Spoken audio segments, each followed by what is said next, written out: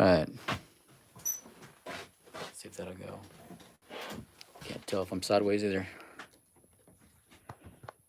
Oh, this seems really janky, yeah? All right. Hey, group.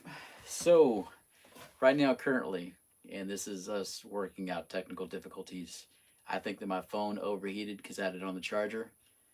And it shows that the first live stream is still running, even though on my phone it's not giving me any options to get back in the live stream like it normally would.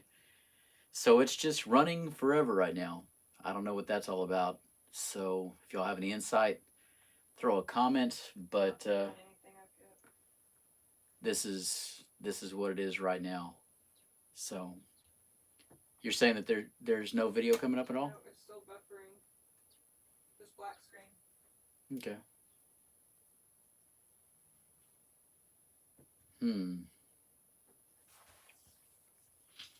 Strange.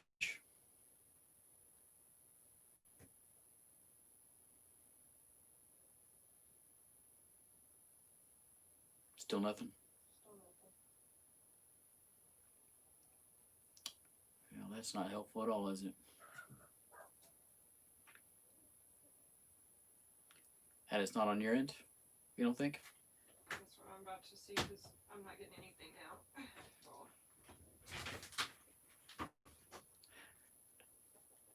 Alright, 1 minute ago, sent. There you go. I'm seeing you now. Yeah. Yep. All right. People are commenting. Yeah, people coming back in? Yeah. All right, group. Well, this is this is how the sausage is made right now. I'm gonna have to figure out how to make this thing a little bit more reliable. Again, I have a bigger antenna coming in the mail, so hopefully that'll work out and we'll be able to get this thing a lot more refined. But right now, it is janky. So if y'all are hearing me and it's not fragmented up, I can go ahead and answer a few more questions and get some more stuff done. Whatever y'all want to do. But Miss Shauna's in control of reading the questions right now. Everything's coming in slow on my end.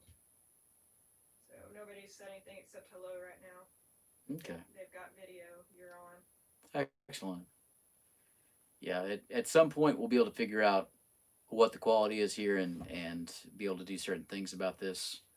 But I definitely need a few more avenues on how to get more information out there and be able to interact with y'all a lot more. So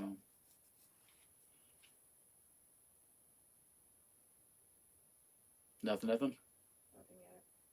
Got 11 that are popped in. All right, guys. Whatever questions y'all have, I know I read a few of the comments from the last live stream since it kind of went foobar. I think one person commented that there wasn't as much of a use for an axe out in my part of the country as it would be, I assume, up north. And that's pretty true. That's extremely true. A lot of the northern stuff, those trees grow differently.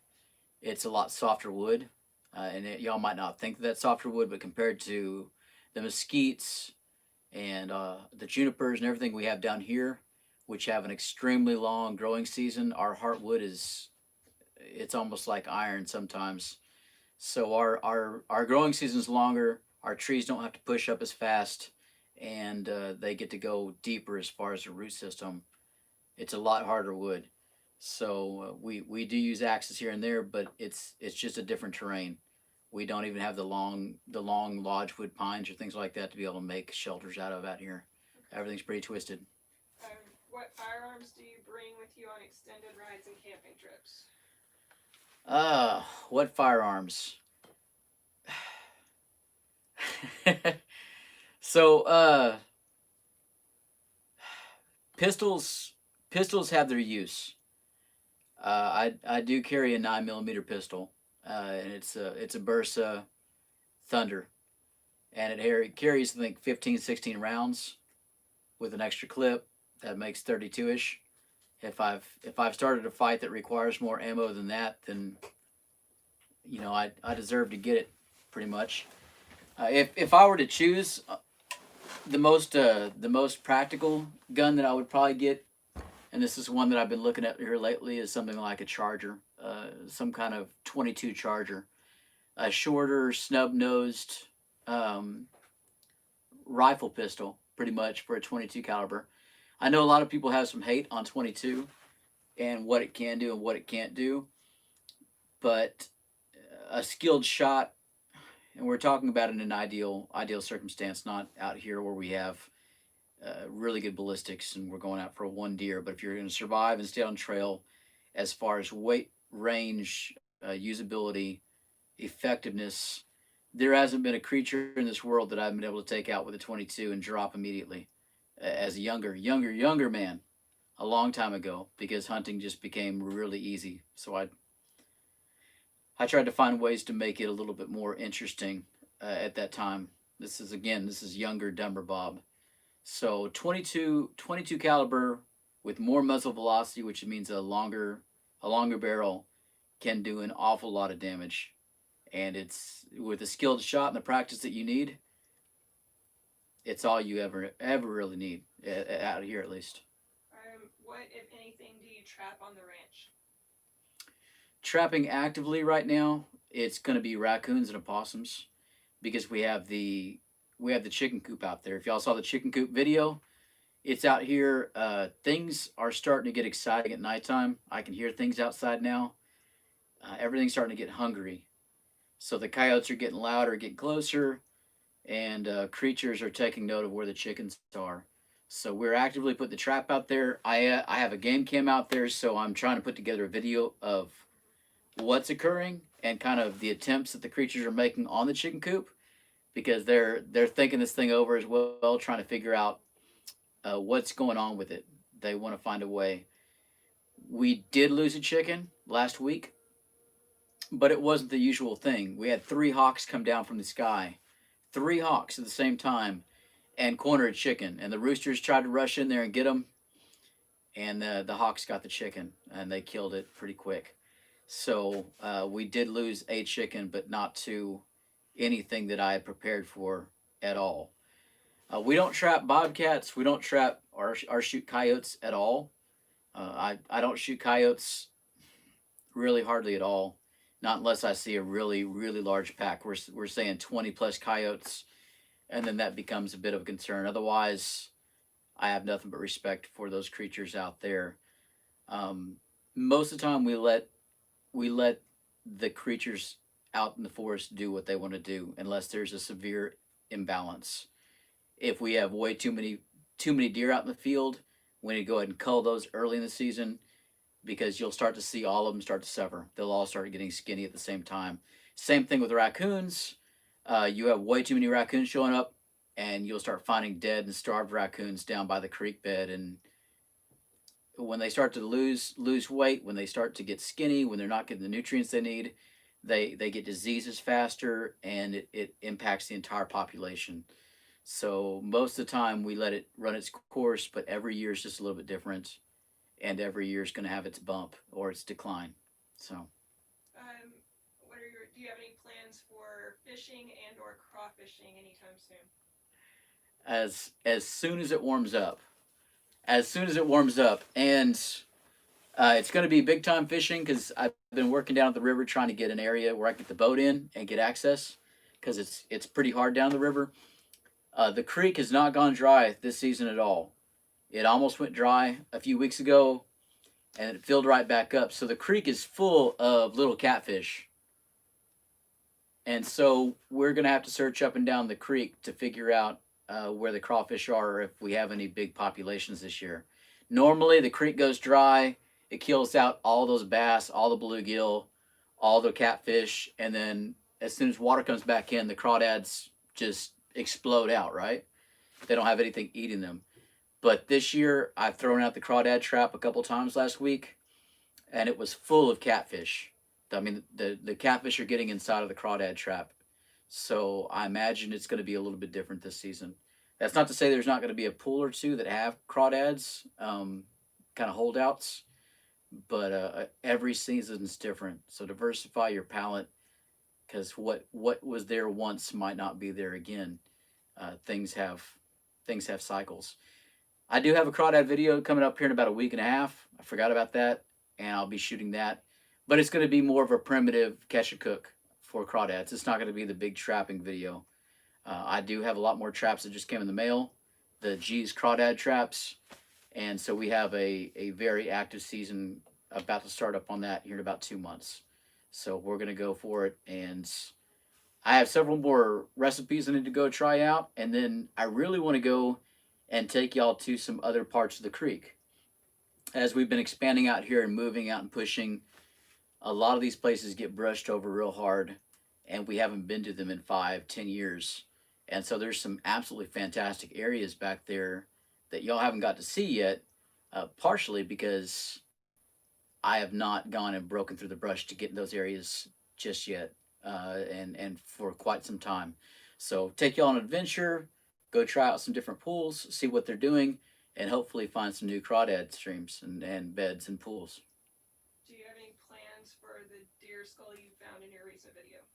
Oh, that one.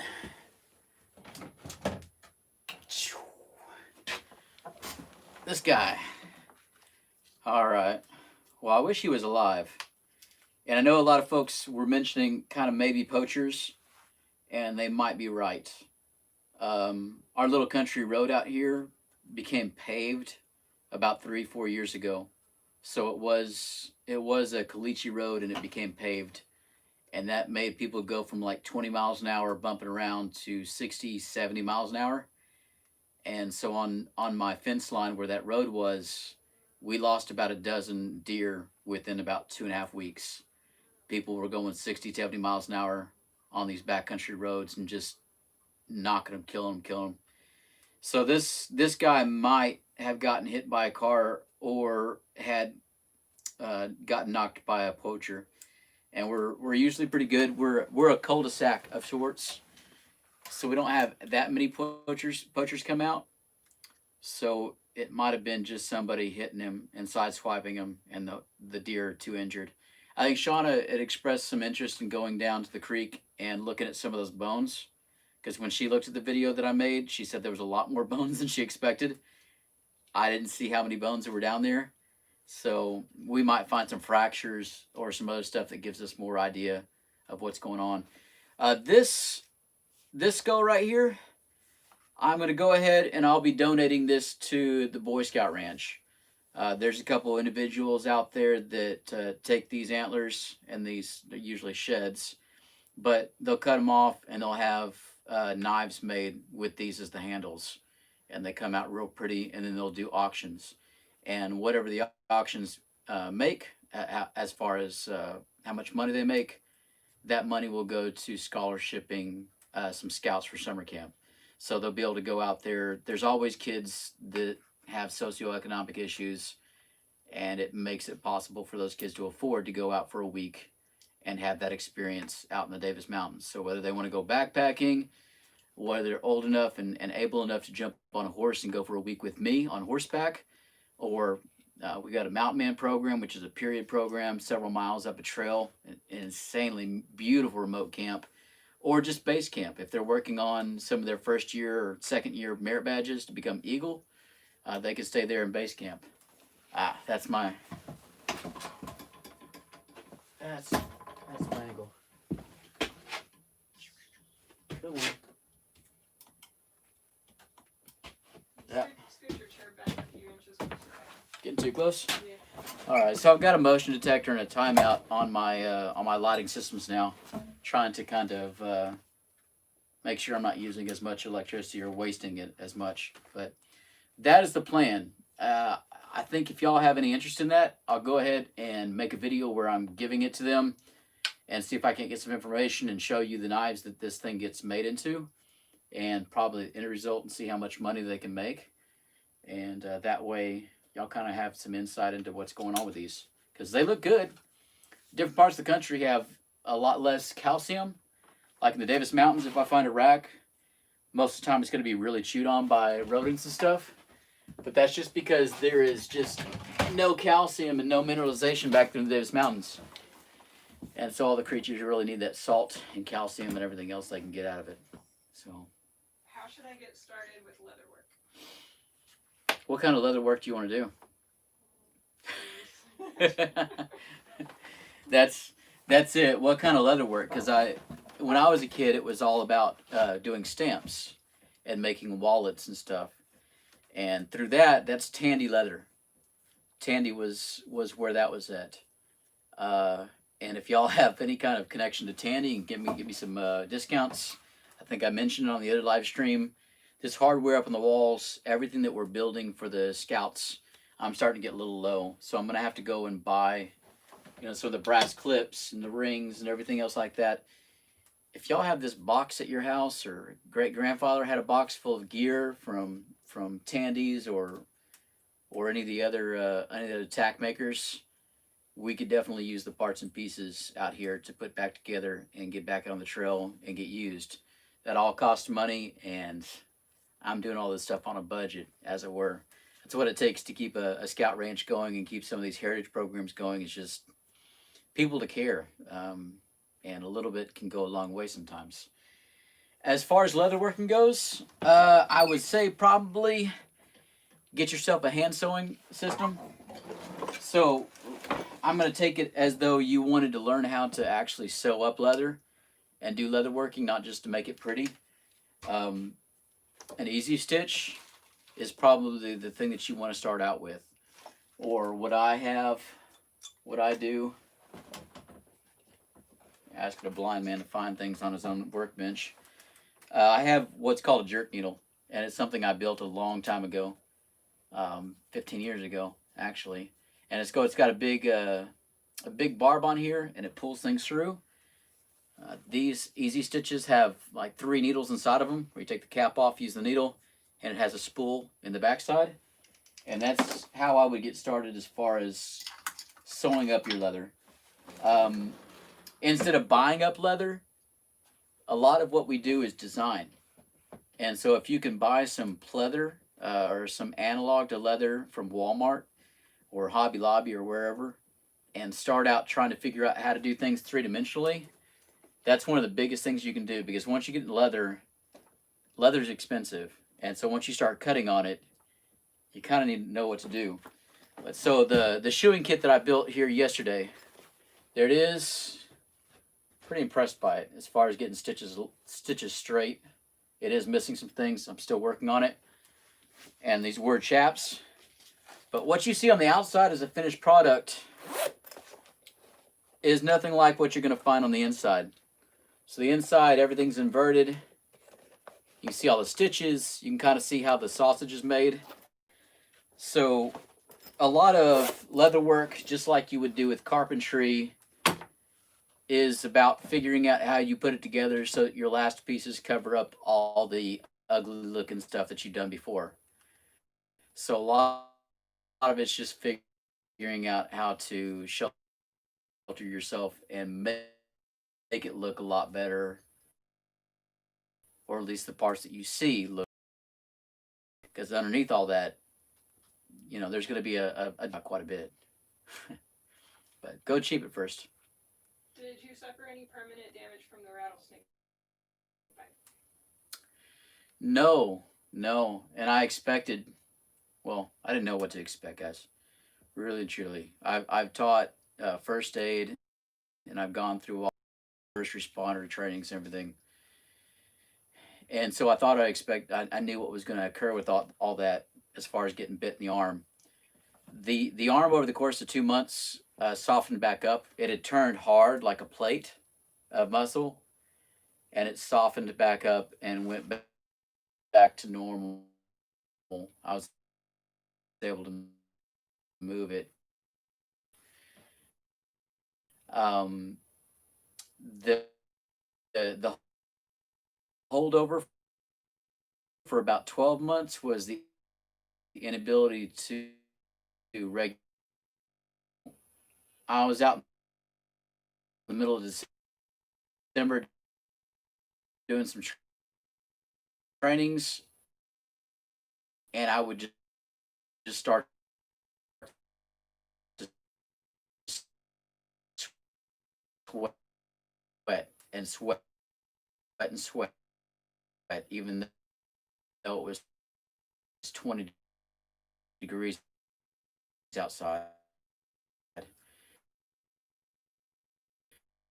It wasn't like joint pain, chronic.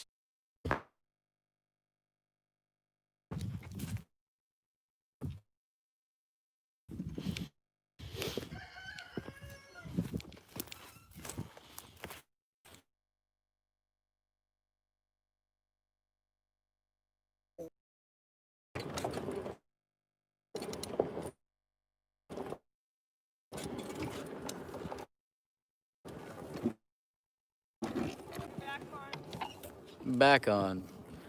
All right. So I'm not sure what the issue is as far. I'll have to figure that thing out. So out here up on the hill, I think I'll definitely have to do some live streams with the campfire going and do all that. Y'all just I was trying to go ahead and explain what I think success is, or how to reach success. Aim high. Um, I loved every minute of it, but it didn't really have the scope that I wanted it to have, and I wasn't making enough of an impact compared to what I thought I could do. So get into what you want, start pushing towards the direction that makes you happy, and then try and look at it in different ways to figure out what you can do that's unconventional with that.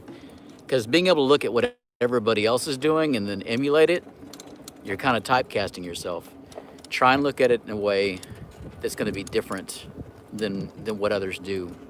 So I just had yesterday somebody go, why don't you run cows on your property? And I don't want to. We used to have cows out here. I can make maybe $9,000 a year off of cattle. But the degradation to the land, the inability to put in the stock ponds and everything else that I want to do to be able to show people more of what's going on out here as far as the wilderness, the ability to go ahead and keep on putting more and more and more when it comes to wild foods out there, and putting in the orchards and the swales and everything else that I want to put out here to make sure that people can learn what they need to learn, and that this is made into a hub where folks can come out and enjoy it. Cows don't make that possible, and the price difference really changes things up. So it's just look at it. Everybody else has land out here in Texas. Everybody else is clear cutting it and burning it all and putting cows on it. There's got to be a better way to make that land work for you than just to do what everybody else is doing with it. And that's the way I look at it. Got any more questions? Are they starting to drop off on me? Well, we got about 13 on there. Yeah. So somebody had asked a little bit ago how the pecan crop is this fall. No, it's the best one we've ever had. Like it was absolutely huge, like 3 and 4 inch pecans. We'd never seen anything like that off of our thin shelled big boys. I don't know what you call them. I don't remember what they're called. They're just huge pecans. They're like this big.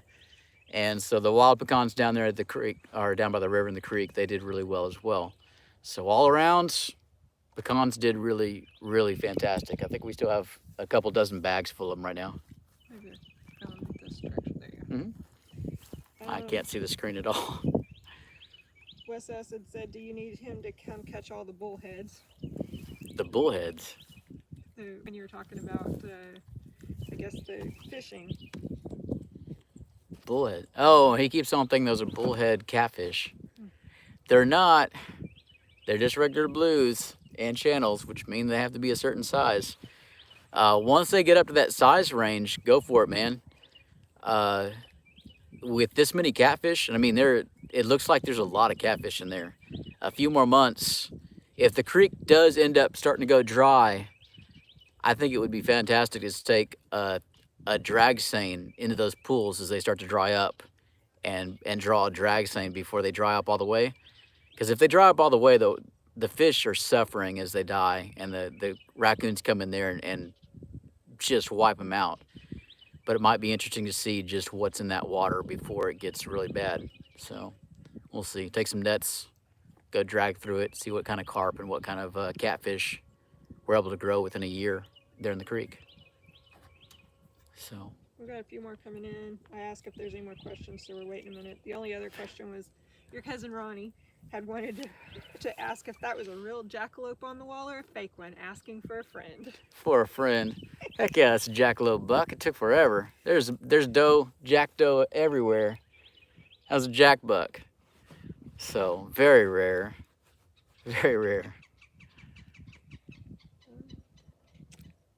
What's left of that thing? It looks like a mouse and like ate its ear off. Which I don't know why they out of everything that's in that shop, they decided to chew on that jackalope's ear. Half being had asked on the previous live stream, what do you think about like a eating set with made out of gourds? A gourd eating set? Yeah, like a bowls and cups and. I mean, it's cool. Like I'm glad that we have aluminum now. I collect aluminum, guys. So if y'all are out there, this is just another shameless thing. If y'all out there have all that old aluminum stuff and you don't know what to do with it, I pick that stuff up all the time. Aluminum is absolutely fantastic for the trail. So, you know, utensils are great, but if you can throw aluminum out there in the mountains or out there in the anywhere that you're going to be bugging out, it's almost eternal. So it doesn't rot. It doesn't have any problems with it. I love aluminum. So as long as it's been taken care of, it'll be there forever, just about. So thick aluminum is best, not that Walmart stuff. So. And I have a cactus at my house with small red things on it. Can I eat that? I'm gonna small red things are fruit. I'm guessing the tuna fruits. Yeah. I'm not sure. So pretty much all cactus fruits are edible, but not all cactuses are edible. All of your prickly pear cactuses are edible. A few of the strawberry cactuses are edible, but all of the fruit should be edible. And I would definitely try and identify anything that you are about to try and ingest or do anything with, because there can be some consequences. But the fruits should be edible. I mean, the cactuses evolved so that those fruits are eaten by birds and taken far away. So I would try it. I would try it just a little bit, but I wouldn't try and make a meal out of cactus fruits and make myself sick off of them. I'd try it out first. Where are you located and what's the temperature right now? Temperature's probably close to 80 degrees. I'm down in South Texas, so it's kind of a cold day today, but it's like this all the time. That's kind of one of the reasons I go to West Texas, to the desert in the summertime, back into the Davis Mountains, is because the desert's actually cooler than this place is. Camera systems, electronics don't really work out here during the summer season because the humidity's so high. And because the humidity's high and the temperatures are high, the electronics keep on heating up. There's no way for the heat to dissipate in the humidity. I can go to the same place in the desert where it's drier and there's dry air, and it could be 112 degrees and the electronics are just fine because it's dry air. The air everything can actually cool down. So makes a difference. Do you have any contacts with natives, and if so, did you learn anything about survival from them?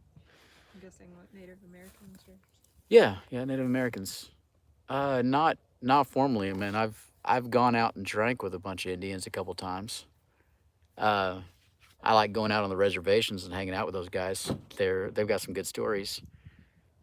I think most of it's just being able to go out on the trail. The further you are out on the trail, the further you go, the more interesting the people become, the better the stories. It's a different breed of people. It weeds out everybody else that you're going to find out there. The further you go on the trail, the better off the company becomes, and everybody shares. And it's a family out there as you go out there. So I had the opportunity to go out and meet a lot of folks just for what I did. Lots of rangers, lots of park rangers, lots of ex-park rangers, and to hang out with those guys, hear the stories, and be able to emulate a lot of what they did helped out quite a bit in what I did. Making myself available and being in those areas, a lot of what I know and a lot of what I teach folks it's not just book learning or somebody showed me. It was a process. and it took years cumulatively of being out on trail to pick up all the little parts and pieces and to have things happen. Because I see all these folks, they're starting fires and the weather's great, and they're camping out there and everything's just perfect. But the real trick of this, if you really want to learn how to do all this stuff, is to know that a hurricane is coming, that you're going to get dumped on by 13 inches, and go camping. And not have a bailout. I mean, you need to have some safety. Don't hurt yourself. But if you don't get that fire started, you're going to freeze all night long. And it's not one of those things that if we can't get the fire started, we're going to go to Motel 6 and jump in the car. But to actually follow it through and know that you have seconds or minutes or you're way past that time frame, that you should have gotten something going. That what you are, what your next day is going to be, is highly dependent upon what occurs the next couple seconds. Can you get that fire started? Can you keep it started? Will you have warm food? Will you be able to dry off with that fire and being able to make the decisions necessary to follow it through? So plan to go camping once a month. And even if the Weather Channel's saying that it's going to be absolutely horrible, go anyway, because that's what nature's all about. And figure out how to overcome that which you might actually try and stay away from, or find out how to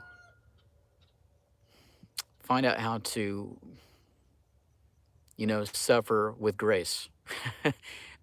Gracefully be wet or tired or cold or any of these things. Learn how to live in the moment and know that that will pass, and then try and figure out how not to have that occur next time. So we learn at the speed of pain. That about it? Yeah, but they're saying it's snowing in the Panhandle. Ugh, Yeah, that's disgusting. and then That's gross. Free range ice. Put that West stuff says in some tea. Come on, guys.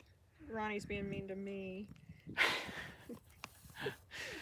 Oh, Ronnie. Are there leaves still on the trees there? West S wants to know. Oh, leaves on the trees. Yeah, man. These leaves. How about some trees right there? There's some trees over there. Yeah, there's leaves on the trees. Mostly. I mean, it's getting crunchy where if you walk out there in the evening, you're going to hear the armadillo, because there are a lot of the sugar hackberry leaves are down. So they're being crunchy out there down towards the river. But there's still quite a bit of green.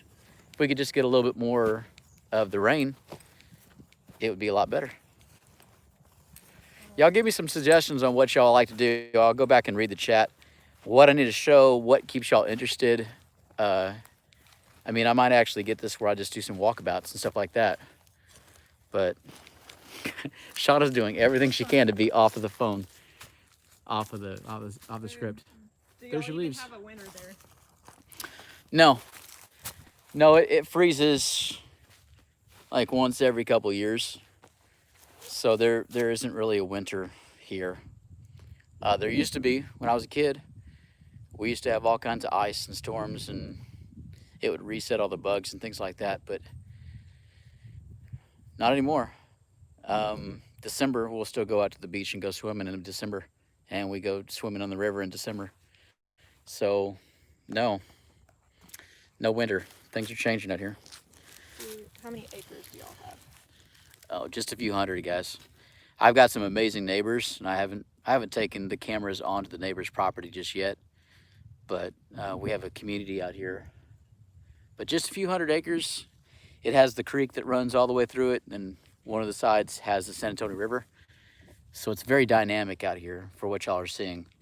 So we spend half the year here on this piece of property, and then half the year, most years, we'll be in the Davis Mountains at the Buffalo Trail Scout Ranch volunteering.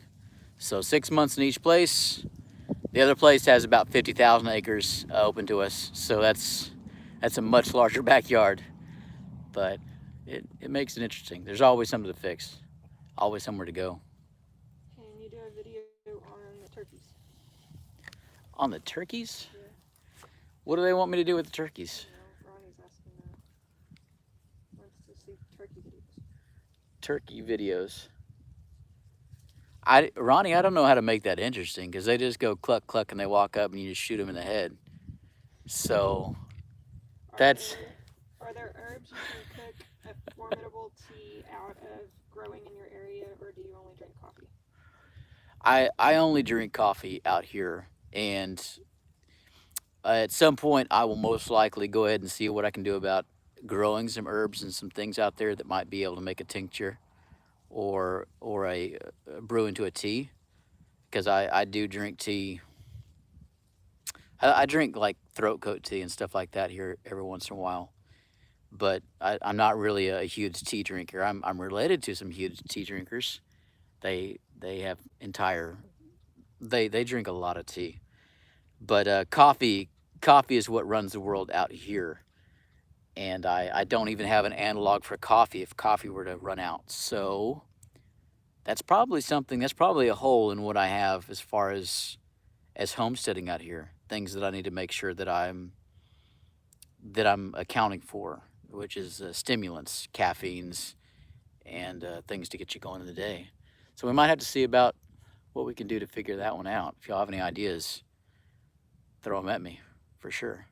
Half Bean says he has a bunch of paper shell pecans for you. Jesus. And Wes S says saddle a turkey and ride it and video that. And Ronnie agrees. I think I am going to in the next year probably try and get a flock of emu out here, like 5 or 6 of them. So, because I want to do some stuff with emu eggs, and I've always been curious about that. So, if you're in Texas and you got some emus, or you have some folks that want to get rid of them, because I know I can buy them, but I know a lot of folks get rid of them all the time. Show up, drop off some emus at our property, because I've got some video ideas that I would love to do. If y'all are not from Texas and y'all don't know what I'm talking about with emus, like there used to be a market for it all of like 2 months, and everybody bought into the emu market, so there were emus everywhere, and then it really wasn't a market, and then emus were given away everywhere and running wild up and down the highways. We still have a lot of emus in Texas from that weird phase in Texas history. So some people like them, some people don't. I feel like they'd be pretty cool out here. The horses would kind of freak out probably, but that's cool. I'll ride an emu. Wes S says my coffee will power a space shuttle.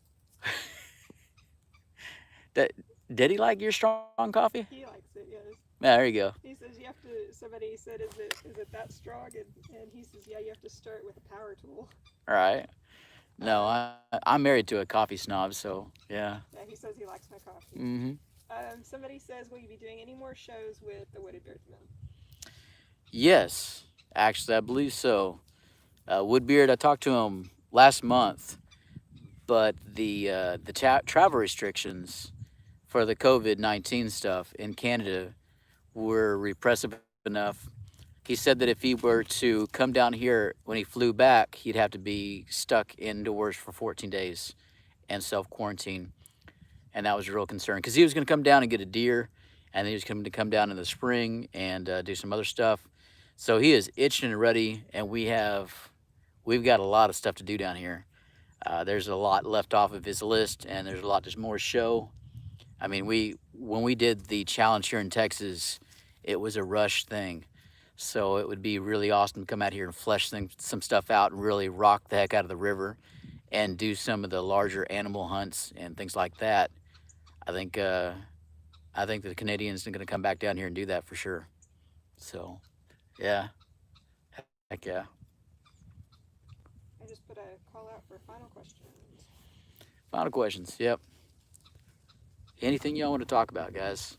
I'll start trying to figure out a format for this later on and kind of streamline this for y'all.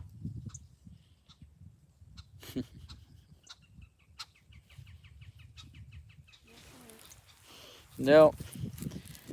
Gotta have more folks in here for sure. Thank y'all for coming, guys. I appreciate y'all coming in and being part of this first stream. The bumps and the humps in here as far as losing signal. We'll figure this thing out and be able to expand from here. Hopefully put on a real good show here after a while. So it's just part of the process. Part of the process, part of the process. But nothing else, guys? Not so far. Nope. All right. Well, group, I think that is going to be it as far as this live stream. Thank y'all again for being part of it and putting up with it. But it's an absolutely amazing evening out here in South Texas. I hope everybody's well and safe, and that everybody's having as good of a holiday season as they possibly can. We'll do some more of these. We'll see if we post this one. Again, if y'all have any old spare buckles, things like that for leather tack that y'all want to send, just shoot me a message. I'll get you my address. But we'll go ahead and keep you updated on what we're building here in the leather shop, what we are doing as far as those antlers are concerned, getting some money for the Buffalo Trail Scout Ranch, and probably topping the list, being able to go out and start riding the Davis Mountains come spring. So starting in March, I'm loading up all the cabins. I'm doing all the water drops. All the horses are going to be shod. I need folks to go out there and ride with me. So if y'all want to spend a couple days or 3 days or a week out there on horseback and y'all are ready to ride, it's $80 a day. I do have a 200-pound weight limit. So I need y'all to slim down if y'all are a little bit over that. It's better for the ride. You'll feel better in the evening.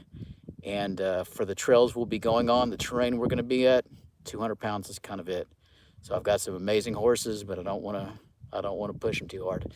So reserve on your calendars, get ready, plan up, $80 a day, and we'll be at a different camp every night, going across the tops of the mountains and through the valleys and canyons. So come and ride with us. But other than that, guys, thank y'all again. I'm going to stop rambling and go find me some more coffee. But yeah, catch y'all later. And as always, well, till next time. Later.